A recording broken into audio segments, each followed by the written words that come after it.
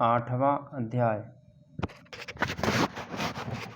अर्जुन ने कहा, हे पुरुषोत्तम, वह ब्रह्म क्या है? अध्यात्म क्या है? कर्म क्या है?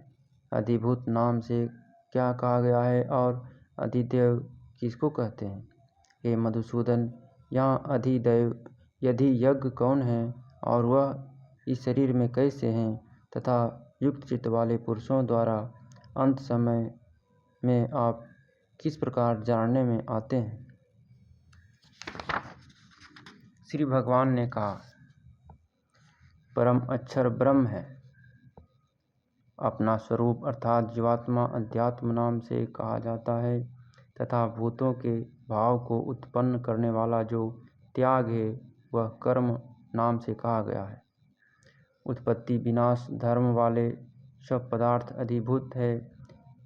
हिरणमय पुरुष अधिदैव है। और हे देहधारियों में श्रेष्ठ अर्जुन, इस शरीर में मैं वासुदेव ही अंतर्यामी रूप से यदि यज्ञ हूँ। जो पुरुष अंतकाल में भी मुझको ही स्मरण करता हुआ शरीर को त्याग कर जाता है वह मेरे साक्षात स्वरूप को प्राप्त होता है, इसमें कुछ भी संशय नहीं है। हे कुंती पुत्र अर्जुन, यह मनुष्य अंतकाल में जिस भी भाव को स्मरण करता हुआ शरीर का त्याग करता है उसको ही प्राप्त होता है, क्योंकि वह सदा उसी भाव से भावित रहा है। इसलिए हे अर्जुन, तू सब समय निरंतर मेरा स्मरण कर और युद्ध भी कर। इस प्रकार मुझ में अर्पण किए हुए मन बुद्धि से युक्त होकर तू निस्संदेह मुझको ही प्राप्त होगा। हे पार्थ, यह नियम है कि परमेश्वर के ध्यान के अभ्यास रूप योग से युक्त दूसरी ओर न जाने वाले चित्त से निरंतर चिंतन करता हुआ मनुष्य परम प्रकाश रूप दिव्य पुरुष को अर्थात परमेश्वर को ही प्राप्त होता है।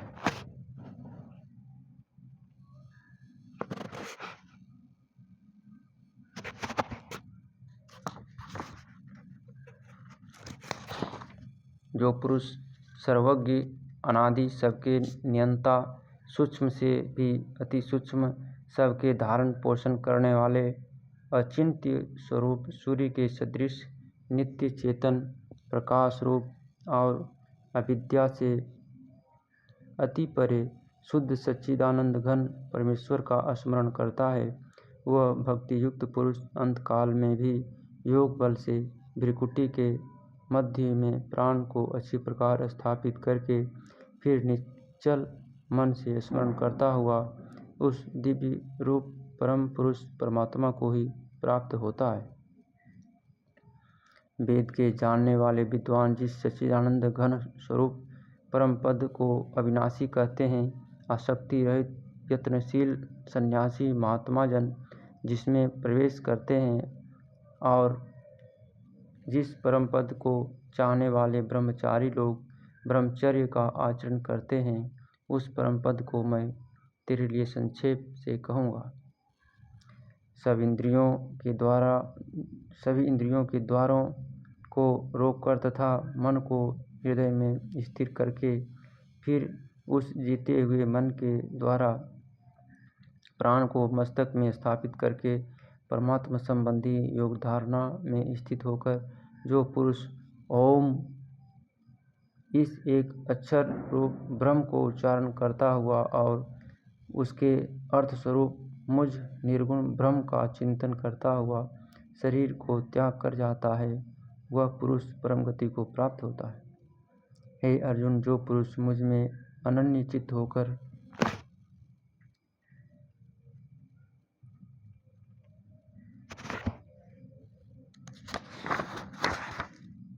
सदा ही निरंतर मुझ पुरुषोत्तम को स्मरण करता है, उस नित्य निरंतर मुझ में युक्त हुए योगी के लिए मैं सुलभ हूँ, अर्थात उसे सहज ही प्राप्त हो जाता हूँ।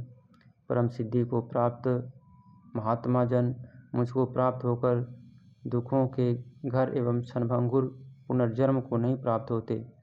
हे अर्जुन, ब्रह्मलोक पर्यंत सब लोग पुनरावृत्ति है, परंतु हे कुंती पुत्र, मुझको प्राप्त होकर पुनर्जन्म नहीं होता, क्योंकि मैं कालातीत हूँ और ये सब ब्रह्मादि के लोक काल के द्वारा सीमित होने से अनित्य है।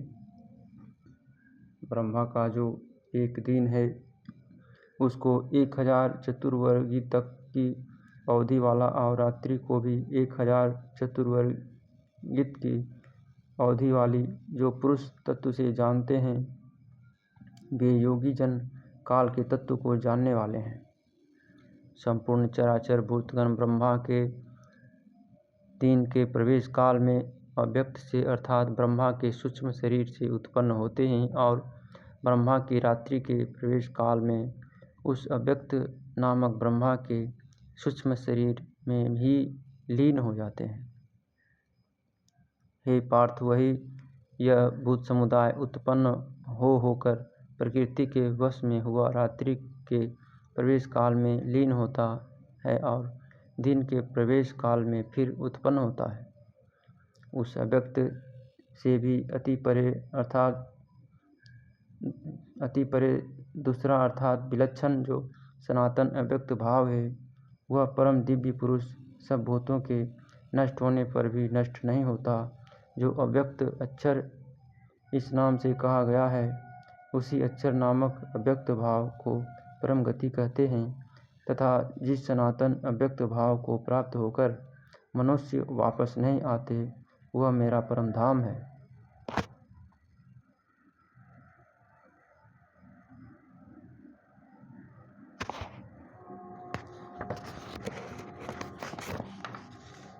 हे पार्थ, जिस परमात्मा के अंतर्गत सर्वभूत हैं और जिस सच्चिदानंद घन परमात्मा से यह समस्त जगत परिपूर्ण है, वह सनातन अव्यक्त परम पुरुष तो अनन्य भक्ति से प्राप्त होने योग्य हैं। हे अर्जुन, जिस काल में शरीर त्याग कर गए हुए योगी जन तो वापस न लौटने वाली गति को और जिस काल में गए हुए वापस लौटने वाली गति को ही प्राप्त होते हैं, उस काल को अर्थात दोनों मार्गों को कहूँगा। जिस मार्ग में ज्योतिर्मय अग्नि अभिमानी देवता हैं, दिन का अभिमानी देवता हैं, शुक्ल पक्ष का अभिमानी देवता हैं और उत्तरायण के 6 महीनों का अभिमानी देवता हैं, उस मार्ग में मरकर गए हुए ब्रह्मवेता योगीजन उपर्युक्त देवताओं द्वारा क्रम से ले जाकर ब्रह्म को प्राप्त होते हैं। जिस मार्ग में धूमाभिमानी देवता हैं, रात्रि अभिमानी देवता हैं तथा कृष्ण पक्ष का अभिमानी देवता हैं और दक्षिणायन के 6 महीनों का अभिमानी देवता हैं, उस मार्ग में मरकर गया हुआ सकाम कर्म करने वाला योगी उपर्युक्त देवताओं द्वारा क्रम से ले गया हुआ चंद्रमा की ज्योति को प्राप्त होकर स्वर्ग में अपने शुभ कर्मों का फल भोग कर वापस आता है। क्योंकि जगत के ये दो प्रकार के शुक्ल और कृष्ण अर्थात देवयान और पितृयान मार्ग सनातन माने गए हैं, इनमें एक के द्वारा गया हुआ जिसे वापस नहीं लौटना पड़ता, उस परम गति को प्राप्त होता है।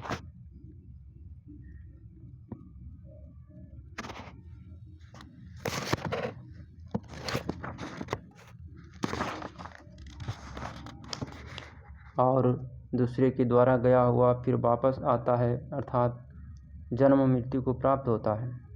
हे पार्थ, इस प्रकार इन दोनों मार्गों को तत्व से जानकर कोई भी योगी मोहित नहीं होता। इस कारण हे अर्जुन, तुम सब काल में समबुद्धि रूप योग से युक्त हो अर्थात निरंतर मेरी प्राप्ति के लिए साधन करने वाला हो। योगी पुरुष इस रहस्य को तत्व से जानकर वेदों के पढ़ने में तथा यज्ञ तप और दान आदि के करने में जो पुण्य फल कहा है, उन सबको निस्संदेह उल्लंघन कर जाता है और सनातन परम पद को प्राप्त होता है।